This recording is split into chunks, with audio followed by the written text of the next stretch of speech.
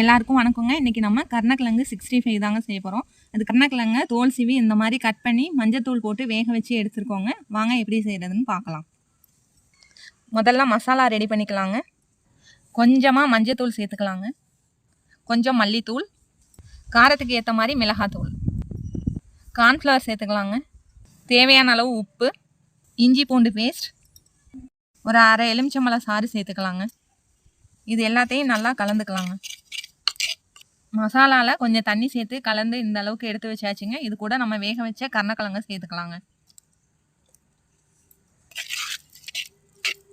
கருணக்கிழங்க மசாலாலாம் நல்லா கலந்து எடுத்தாச்சுங்க. இதை ஒரு 10 நிமிஷம் வச்சுட்டு நம்ம எண்ணெயில் பொரித்து எடுத்துக்கலாங்க.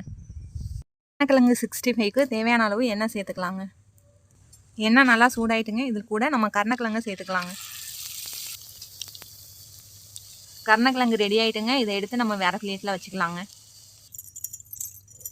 அவ்வளோதாங்க, சுவையான கருணக்கிழங்கு 65 ரெடி ஆகிட்டுங்க.